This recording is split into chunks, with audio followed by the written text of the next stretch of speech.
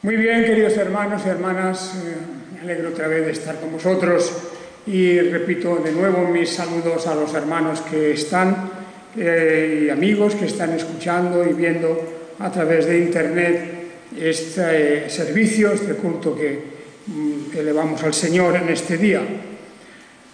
Nuestro tema de hoy sigue siendo el de la providencia de Dios, que como ya sabéis viene muy bien definido en el texto de la Confesión de Fe de Westminster. Se refiere al orden y gobierno de Dios en su creación, por tanto en el universo entero. La providencia nos habla siempre del poder de Dios, de la sabiduría de Dios. Todas las cosas las hace Él con ese conocimiento especial y esa sabiduría, esa ciencia especial que el Señor tiene. La última cosa que tratamos sobre la providencia era en relación con la confianza que debe inspirar a los creyentes cuando estos creen realmente en esa providencia divina. Eso es algo absolutamente coherente. Aquella persona que cree en un Dios todopoderoso, sabio, bueno, con todos sus atributos de justicia, de verdad, de misericordia, etc., pues es una persona que puede vivir confiadamente en Él. Como decíamos el domingo pasado, apoyándose en Él, refugiándose en Él. La confianza, decíamos hace 7 días, es precisamente uno de los grandes beneficios y frutos que nosotros recibimos desde el momento en que creemos que Dios es un Dios que todas las cosas hace bien. Pero eso nos lleva a otra cuestión, nos lleva a algo muy importante, y es que la persona que confía en el Señor, que tiene toda su esperanza puesta en Él, ha de tener una actitud en la vida que muchas veces en las Escrituras se describe y se presenta, que es la actitud de la alegría o del gozo, lo que podemos llamar el gozo de la salvación. Desde luego hay que diferenciar este gozo del que vamos a hablar, ese gozo de la salvación, esa alegría de ser cristiano, con la alegría que existe, pues, por ejemplo, yo que sé, en una fiesta cualquiera, de personas que puede ser que no sean creyentes, etcétera, pero claro, en una fiesta o por cualquier motivo, pues también están alegres. De hecho, la alegría se puede tener artificialmente. Pues hay personas que a través de una droga o a través de la bebida o cualquier cosa, pues también se ponen alegres. Pero naturalmente nosotros no hablamos de eso. No hablamos de la alegría artificial, no hablamos de la alegría pasajera, de la alegría que por unos momentos está ahí, pues como he dicho, mientras se celebra una fiesta o por cualquier buena noticia que viene o cosas que en la vida pues nos salen muy bien y eso produce alegría. Pero eso es otra cosa. Eso es otra cosa. Estamos hablando de algo muy permanente. Yo creo que hemos de tener en cuenta lo que el salmista en el Salmo segundo y en el versículo 7 nos dice estas palabras refiriéndose de una manera muy clara en el Salmo 2, versículo 12, quería decir. Al final del versículo 12, que es el final del Salmo, dice: «Cuán bienaventurados son todos los que se refugian en Él». Es una actitud de la vida. es una manera de estar en el mundo que en el momento en que uno cree realmente que el Señor, su Creador, es también su Redentor y su Salvador, ha de tener una sensación de ser bienaventurado. Bienaventurado en el Nuevo Testamento lo tenemos en el Sermón del Monte, en el comienzo del Sermón del Monte, con las famosas bienaventuranzas, que significan feliz, dichoso, dichoso. Y algunas de las cosas que dicen las bienaventuranzas puede parecer extraño que nos hagan dichosos, felices, alegres incluso. Por ejemplo, dichosos cuando hablan mal de vosotros, dichosos cuando os persiguen por causa de la verdad, de la justicia, de lo justo. Esas bienaventuranzas no están hablando de fiestas, no están hablando de cosas que la generalidad del mundo recibe como cosa buena, sino que incluso las bienaventuranzas vemos que se refieren a situaciones extremas, a situaciones duras, y sin embargo dice dichosos. Y es porque la actitud de alegría y de gozo del cristiano no es una cosa a corto plazo. No es la alegría instantánea del que toma una droga, del que toma algo que le produce ese efecto pasajero, artificial, vacío, pero bueno, que tiene una sensación en ese momento de felicidad, de dicha. La actitud del cristiano es una actitud de alegría y de gozo, pero es una actitud que se extiende a lo largo de su vida, que está mezclada ciertamente con las malas noticias, con la opresión, con la persecución, con el desprecio, con muchas otras cosas, pero que permite al creyente tener una actitud en este mundo que podemos llamar de optimismo. El cristiano no puede ser de manera esencial un pesimista. El cristiano no puede aceptar una visión derrotista de la vida. Por el contrario, nuestra visión, porque así nos lo permite la fe, es la de alguien que espera mucho, que ya tiene mucho y espera mucho más, y que va no solamente a ser bueno o mejor, sino que será óptimo, lo mejor posible.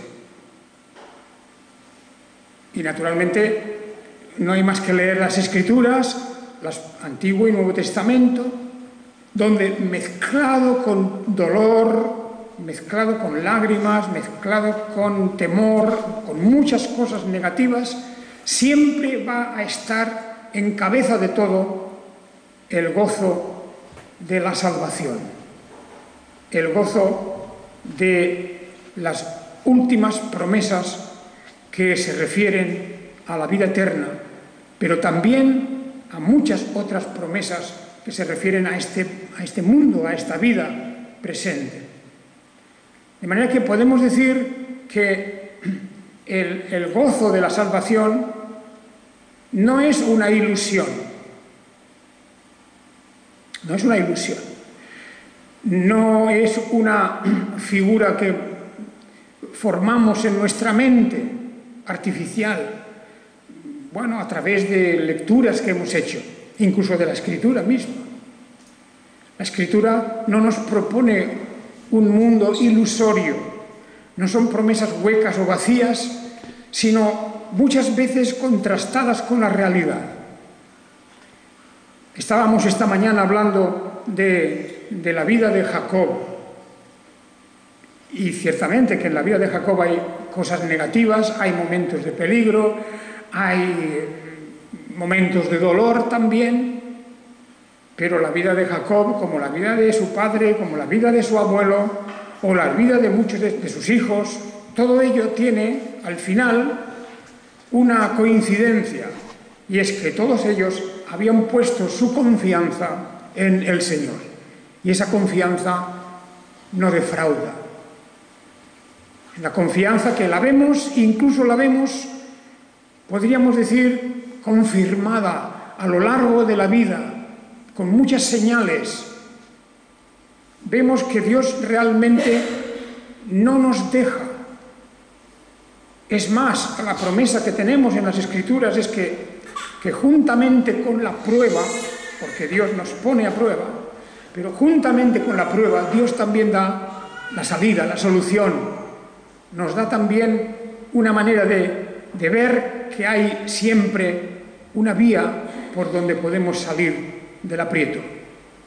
Esa es la realidad, y por eso nuestra confianza en Dios es una confianza que el profeta Isaías, como hemos leído hace unos momentos, celebra, ¿verdad?, con esas palabras de gozo que hemos leído, y otras más.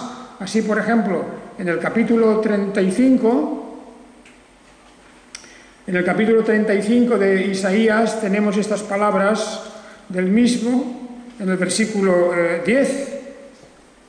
Está hablando de promesas, es cierto, habla en futuro, pero dice: y los redimidos de Yahvé volverán y entrarán en Sión con gritos de júbilo. Alegría perpetua coronará sus cabezas y retendrán el alborozo y el regocijo, porque la tristeza y el lamento habrán huido. Palabras bellas, ¿verdad? ¿Y a qué se refiere el profeta? Él está viendo el futuro, está viendo las grandes calamidades que todavía aguardan a ese pueblo. Está viendo la destrucción de Jerusalén, está viendo el cautiverio, está viendo la humillación, la pobreza, la necesidad, todo eso lo está viendo ahí como viene, pero también está viendo que después de eso viene otra cosa, porque ninguna prueba es para siempre, ninguna calamidad, ninguna decepción, ninguna situación amarga es eterna. Lo único que hay eterno es la vida eterna de salvación. Eso sí, ahí tenemos una promesa de eternidad. Y aquí en este pasaje habla de los redimidos de Yahvé, los que Dios ha rescatado, ha salvado, ha librado de la garra de Babilonia.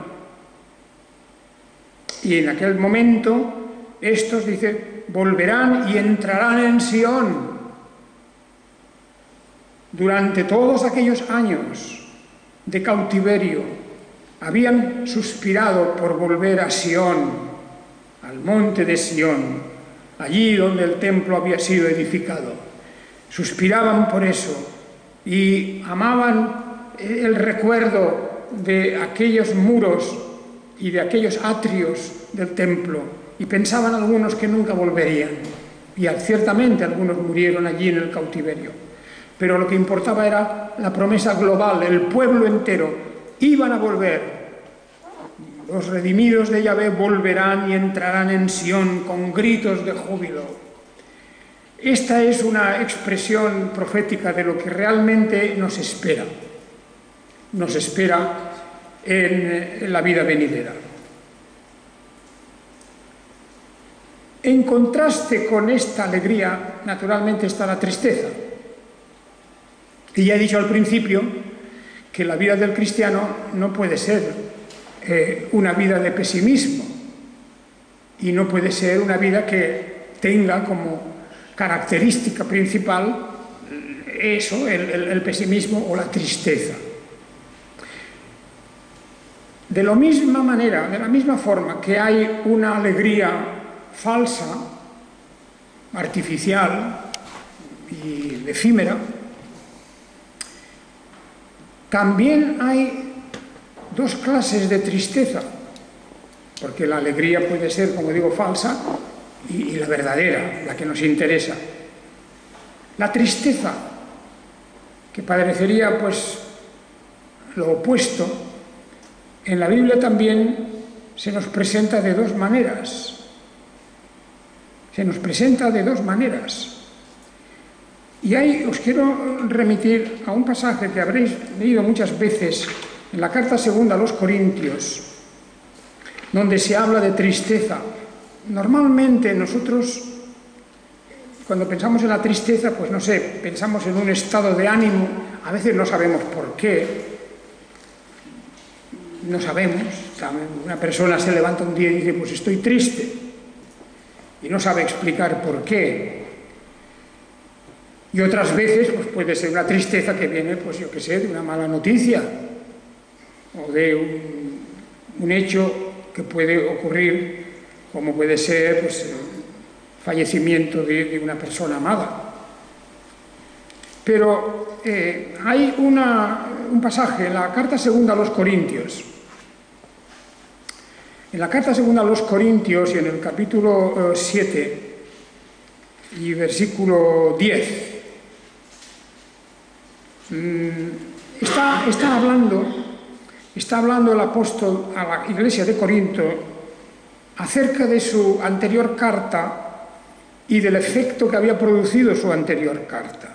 Y uno de los efectos que había producido la carta es que los corintios, los hermanos de la iglesia que había en Corinto, se habían entristecido, les había entristecido aquella carta.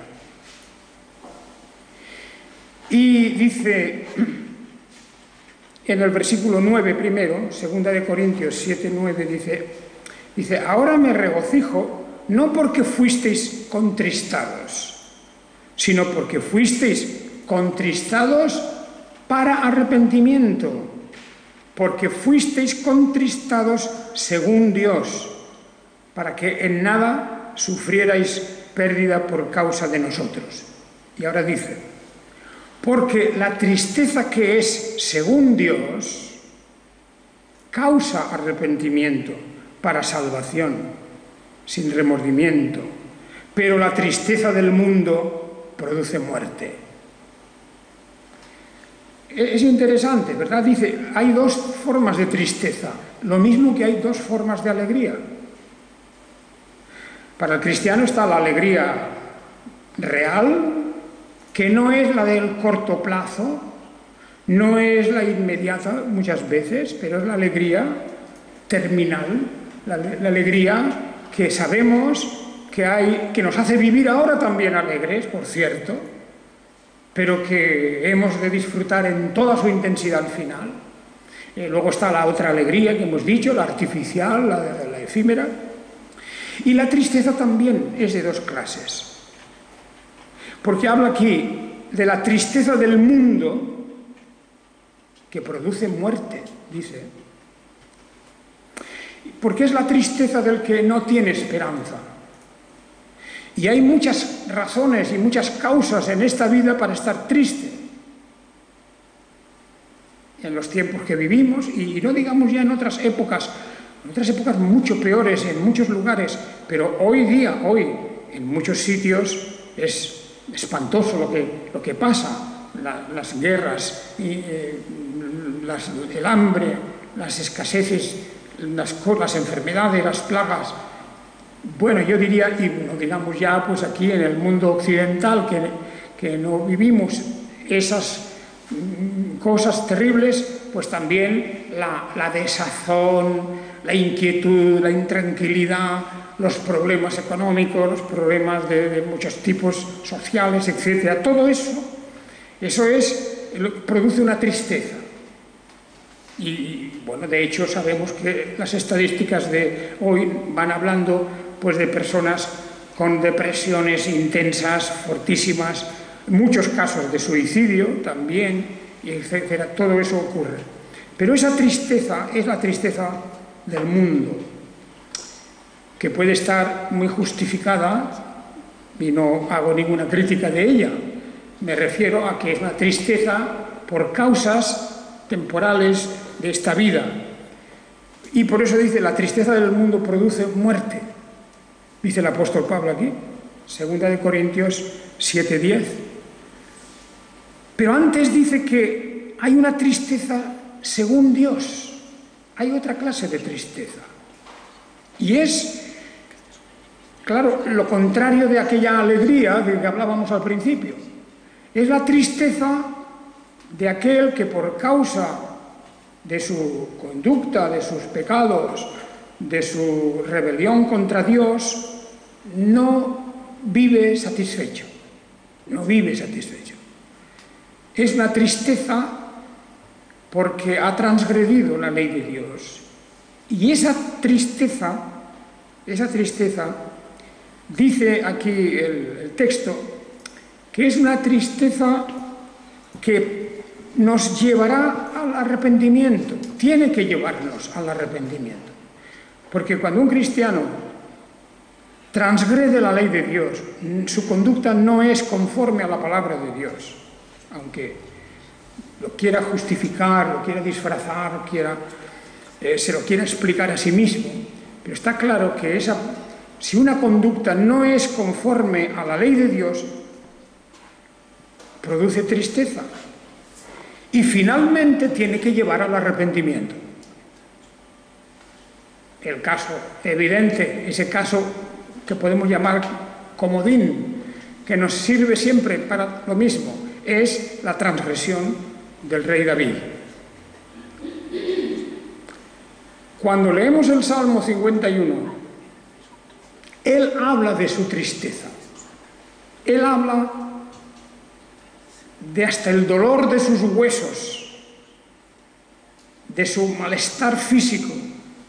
Él habla de su abatimiento, de cómo nos cuenta el texto en los libros de Reyes y Crónicas, nos habla de cómo no podía comer ni dormir. Y él en el Salmo 51 pide a Dios, porque es un salmo de arrepentimiento. Claro, es un salmo de arrepentimiento. Pide a Dios, ¿os acordáis? De que restaure en él ese espíritu que le permita volver a regocijarse y alegrarse en las promesas de Dios. Ten piedad de mí, oh Señor, conforme a tu misericordia, conforme a la multitud de tus piedades, borra mis transgresiones. Es lo que está pidiendo, las reconoce. Lávame más y más de mi maldad y purifícame de mi pecado, porque yo reconozco mis transgresiones y mi pecado está siempre delante de mí. Cuando una persona habla así, y cuando alguna experiencia en la vida nos lleva a algo que realmente no es conforme a la palabra de Dios, a la ley de Dios, tiene que llegar el momento en que, como el rey David, sintamos el dolor de nuestro propio pecado. Sea pequeño, sea grande, porque a los ojos de Dios esas cuestiones no se miden con un metro. Y entonces, reconociendo esto, él hace una petición. Lávame y quedaré más blanco que la nieve. Hazme oír gozo y alegría. Y regocíjense los huesos que abatiste. Aparta tu rostro de mis pecados y borra todas mis iniquidades. Pero fijaos cómo él pide la restauración del gozo y de la alegría. Para pasar del abatimiento, de estar realmente roto, destrozado, de su conciencia remordiéndole siempre, de pensando en lo que ha hecho, en lo terrible de sus pecados, en las consecuencias y sobre todo en el insulto a Dios. Y entonces él dice, no vivo feliz. Aunque he hecho lo que yo quería en aquel momento, parece como si hubiera triunfado en sus planes, en sus proyectos, pero ahora se da cuenta de su maldad. Y por eso pide que Dios le devuelva el gozo y la alegría. Porque el gozo y la alegría es lo que la actitud común, normal del cristiano.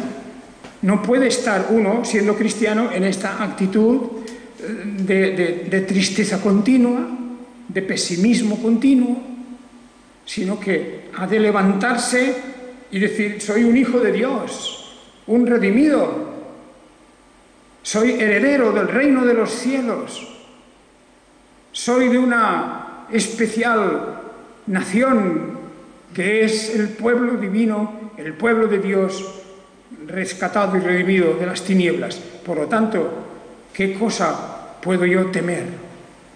Y por eso digo que hay un optimismo realista, desde luego fundamentado en la fe, fundamentado en la Escritura, en la palabra de Dios, y eso debe hacernos vivir en una actitud positiva de alegría y de gozo. De manera que, por eso yo digo que esa tristeza, la tristeza del mundo, le lleva a uno a muerte. Claro, hay personas que por lo que sea, entran en un estado de depresión, de tristeza, que poco a poco los consume. Y además nunca salen de ese pozo, a menos que, bueno, con las técnicas de hoy, con pastillas por un lado y por el otro, pero la tristeza no se va así, eso es una tapa que se pone encima de la tristeza. La verdadera alegría del cristiano es otra cosa, es el gozo de la salvación. De manera que no estamos hablando de una especie de estado en que una persona cristiana va por todo el mundo todo el día riéndose por ahí, ni nada de eso, no es esto. No tiene nada que ver. Es una alegría profunda, es una alegría que tiene que ver con la verdad, con la justicia, con el amor. En definitiva, sí es la alegría de los redimidos de Dios.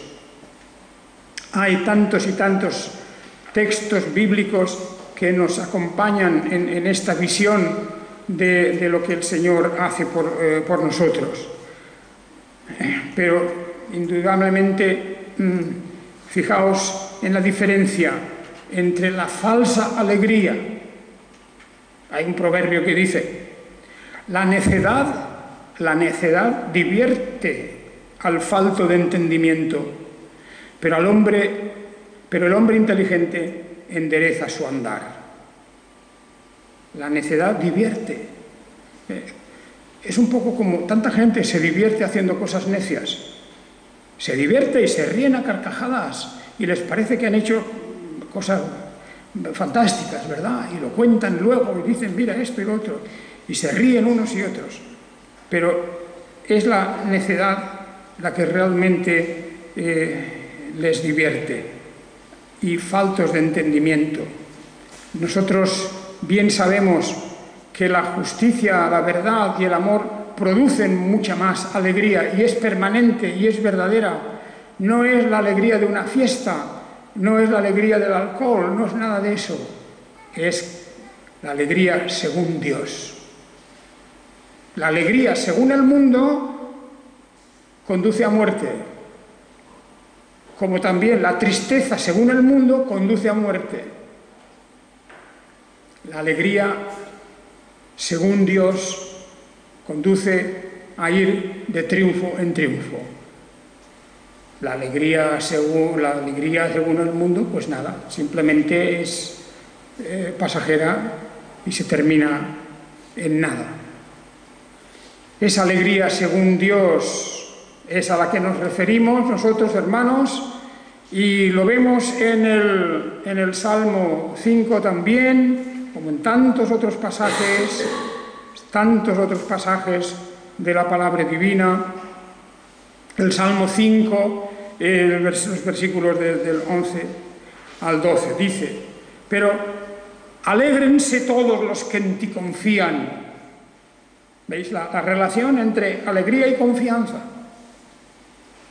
Claro, el que confía en Dios se alegra porque, sea lo que sean las circunstancias externas, tenemos algo que nadie nos puede quitar, y es la promesa del reino de los cielos. Alégrense los que en ti confían, den voces de júbilo para siempre, porque tú los defiendes. Regocíjense en ti los que aman tu nombre, porque tú, oh Yahvé, bendices al justo y como un escudo los rodeas. de tu favor. Esta es la experiencia de un salmo de David. Es la experiencia de un hombre que pasó, bien sabemos su biografía, bien conocemos cuál fue su vida. Pues de peligros, de desengaños, de humillaciones y de tantas otras cosas como tuvo que pasar, pues solamente comparables en este mundo a las del apóstol San Pablo, y por supuesto no digamos nada con respecto a la comparación con el propio Señor Jesucristo. En la figura de Jesucristo tenemos el ejemplo máximo, porque su gozo, su alegría profunda, nunca se manifiesta en la forma alocada de la alegría de una fiesta. Nunca. Vemos en Jesús al varón de dolores, el varón de dolores. Vemos en Jesús aquel que gime en aquella oración en Getsemaní, cuyo sudor era como gotas de sangre. Vemos a alguien que sufre a lo largo de su vida, como un dolor como no hay otro dolor. No ha habido. Y sin embargo, es aquel que conoce lo más profundo del gozo, de la alegría, de haber cumplido la voluntad de Dios. Heme aquí, oh Dios, para hacer tu voluntad. Ese es el designio suyo. Por lo tanto, el cristiano confía y por lo tanto es un cristiano alegre. Tiene su gozo, su alegría, su confianza puesta en Dios, como hemos visto que el profeta Isaías nos dice. Esa alegría nuestra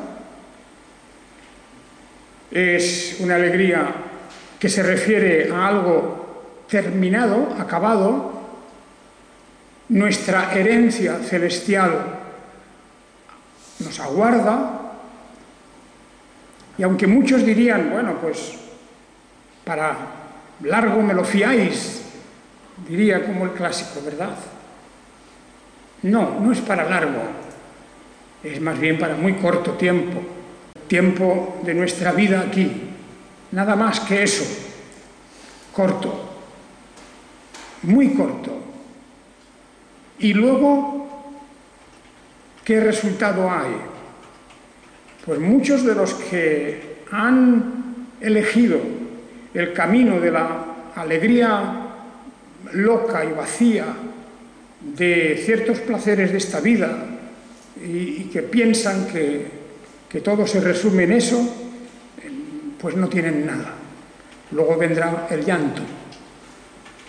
Por el contrario, y ahí tenéis las bienaventuranzas. Esa es la corroboración, esa es la confirmación. Por el contrario, los que han esperado y han resistido y han estado firmes en medio de las pruebas y no han hecho caso de los cantos de sirena que nos dicen ese no es el camino, te equivocas, estos, habiendo puesto su confianza en Dios, al fin heredarán ese reino. Por eso dice, bienaventurados los que lloran, porque ellos serán consolados. Se puede llorar por una parte, pero también se puede ser feliz, porque aquí dice bienaventurados, o sea, felices, los que lloran. ¿Se puede ser bienaventurado y estar llorando? Sí, porque esa bienaventuranza es que lloran, pero lloran por causas justas, lloran por el mal que se desarrolla delante de sus ojos, por el engaño de este mundo, por la vida injusta de este tiempo. Pero son felices, se puede ser feliz en medio del llanto. Se puede ser feliz en medio de la persecución. Pues sí, también. Bienaventurados los que padecen persecución por causa de la justicia, porque de ellos es el reino de los cielos. De manera, fijaos que no dice, por ejemplo, a corto plazo, bienaventurados los que padecen persecución, porque yo los libraré de la persecución. No es esa. Porque de ellos es el reino de los cielos. De manera que esa persecución, esa situación crítica que tantos cristianos en la vida han experimentado, esa persecución a veces no termina, incluso termina con la vida de esas personas. Mueren por causa de la persecución. Ahí está una lista imposible de escribir de los mártires por la fe. Imposible de escribir la lista entera de los que han muerto por causa de la fe. Y murieron. Y en ese momento no fueron librados de la persecución, pero dice aquí que son bienaventurados, felices, porque de ellos es el reino de los cielos, tienen inmediato acceso. Y el que cree en esto, como el que cree en todas las promesas de Dios, tiene que llevar una vida que interiormente es una vida de júbilo, de gozo, de alegría, de confianza en Dios. No de desesperación, no de tristeza, no de protesta contra todo y todos, sino de la calma sosegada, de la seguridad de que la justicia de Dios se impondrá finalmente en el mundo y el engaño de todos los hombres será puesto al descubierto. Esa es la realidad. Y esto es la razón por qué esperamos un final feliz. Esperamos algo que a lo mejor en este mundo no se cumple, que a lo mejor en esta vida es algo inalcanzable, pero para nosotros esta vida es solamente un paso, un breve paso. Dice aquí el apóstol Pablo en la carta a los Romanos, capítulo 6, versos 21-22, dice, pero, versículo 20 en adelante, dice, porque cuando erais esclavos del pecado, erais libres en cuanto a la justicia, la rectitud. La justicia quiere decir aquí, siempre que leamos la palabra justicia, recordad, se refiere a la rectitud, a lo que es recto, el justo, se refiere al recto. O sea que cuando éramos esclavos del pecado éramos libres en cuanto a lo justo, claro, o estás con uno o estás con otro. Pero ¿qué fruto teníais entonces de aquellas cosas de las cuales ahora os avergonzáis? Porque el fin de ellas es muerte. El fin de ellas es muerte. Pero ahora, habiendo sido librados del pecado y hechos siervos de Dios, tenéis vuestro fruto para santificación y al fin vida eterna. Porque la paga del pecado es muerte, pero la dádiva de Dios es vida eterna en Jesús el Mesías, Señor nuestro. Y con esto podríamos aquí terminar. Y así, indudablemente, lo tengo previsto. Solamente que hay una cuestión, y es que todo esto necesita perseverancia. La perseverancia, que podría ser nuestro próximo tema en relación con la providencia de Dios. Ya veremos cómo la confesión de fe trata de la perseverancia, que al final es la prueba definitiva de la verdadera conversión, no de la aparente conversión, sino de la auténtica, el que persevera hasta el fin, el que persevera en la ley de Dios, en los mandamientos de Dios, en su conducta, en su relación con el pueblo de Dios, en todas las cosas que amamos de ese. Pues eso es algo maravilloso, porque hemos de recordar que esa alegría y ese gozo del que estamos hablando son resultado de la obra de Dios en nosotros, de su Espíritu Santo en nosotros. Y ello nos lleva a perseverar en la fe. Hay un capítulo de la Carta a los Hebreos, es un capítulo que a lo mejor algunas personas, vamos a decir, de carácter débil, no les gusta leer, porque claro, la Biblia tiene cosas terribles, cosas durísimas, y hay gente que pasa la página y no quiere enterarse. Aquí no hacemos eso nunca, por cierto. Lo que está escrito, está escrito. El capítulo 10, en relación precisamente con la perseverancia y la no perseverancia, las dos cosas, las consecuencias. Y dice en este capítulo 10, ya al final casi, dice: no perdáis pues vuestra confianza, la cual tiene gran recompensa,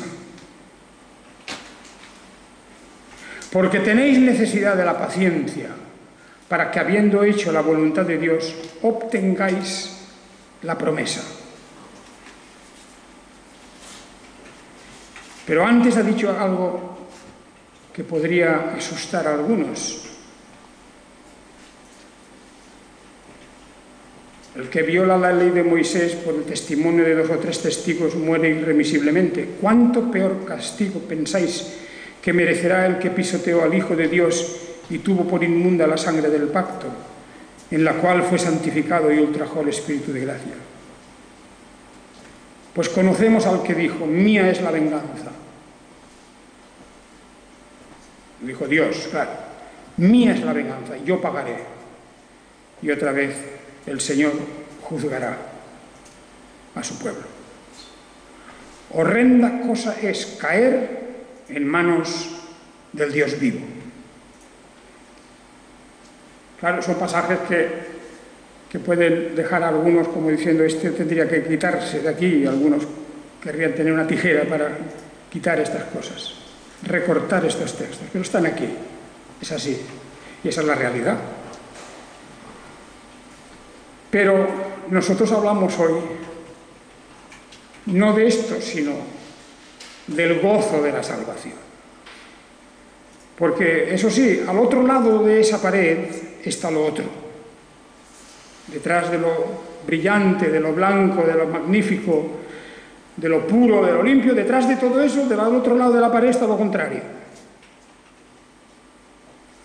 Y no hay término medio. Y por eso el gozo de la salvación es un hecho que todos nosotros debemos de llevar en el fondo de nuestro corazón, en el fondo de nuestra alma. Si Dios está con nosotros, ¿quién contra nosotros?, dice el apóstol Pablo. Y por eso dice: yo estoy seguro de que nada ni nadie nos puede apartar del amor de Dios que es en Cristo Jesús. Nada. Y eso produce en nuestra vida una alegría estable, una confianza, una serenidad, porque hemos puesto todo nuestro porvenir a una sola opción, una sola, y es la obra de nuestro Señor Jesucristo, su muerte en la cruz, su resurrección, su ascenso a los cielos y su segunda venida. Que el Señor os bendiga, pues. Amén.